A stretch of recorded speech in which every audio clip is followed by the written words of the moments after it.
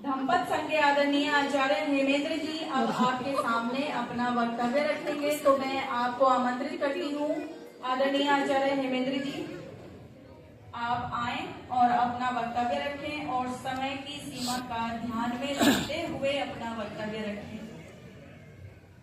जोरदार तालियों के साथ स्वागत करें आदरणीय आचार्य जी का।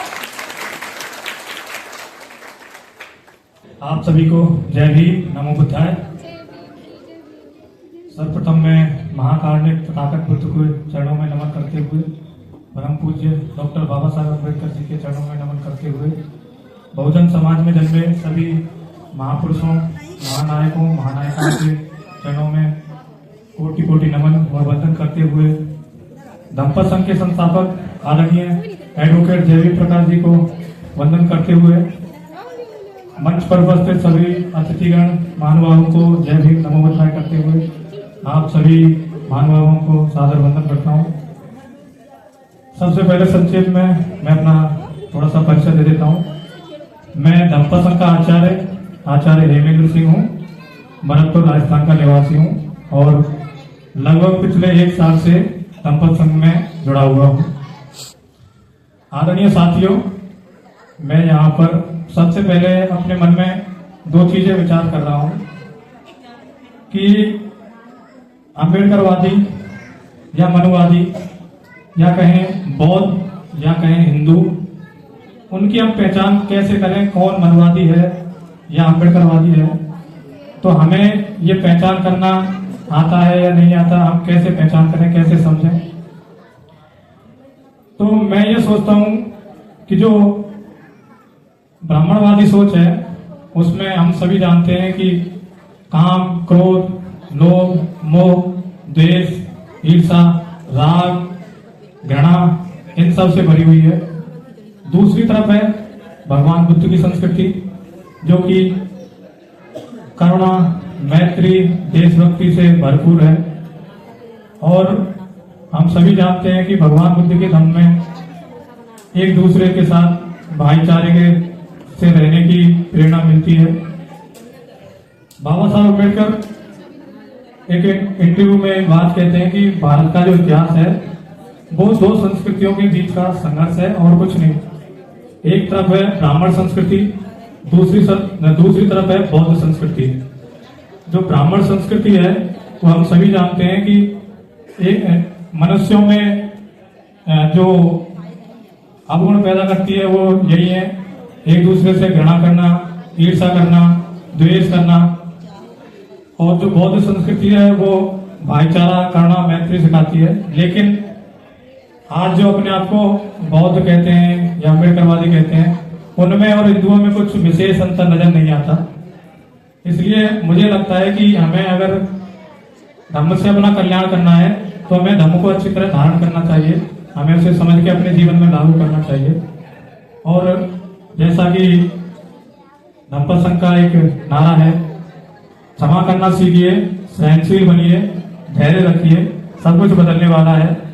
तो ये जो गुण हैं वो हमारे अंदर होने भी चाहिए, क्योंकि मैं ये समझता हूँ कि अगर हमें कोई चीज अच्छी तरह आती है तभी हम किसी और को सिखा सकते हैं। जब तक कोई चीज हमें नहीं आएगी तो हम दूसरे को कैसे सिखा सकते हैं। भगवान बुद्ध के धर्म को हम जब सीखते हैं तो सबसे पहले क्षमा याचना करते हैं। अवकाश बंदामि बनते द्वारतेन मया कथम सत्वम अपराधम खमतु में बनते। हम ये क्षमा याचना क्यों करते हैं, तो इस बारे में जो धम्पत संघ से मैंने सीखा है, क्षमा याचना इसलिए की जाती है कि हर चीज को ग्रहण करने के लिए एक योग्यता धारण करना बहुत जरूरी होता है। दूसरी बात, हमसे जो भी अपराध, जो भी पाप हुए हैं उनके लिए हम क्षमा याचना भी करते हैं।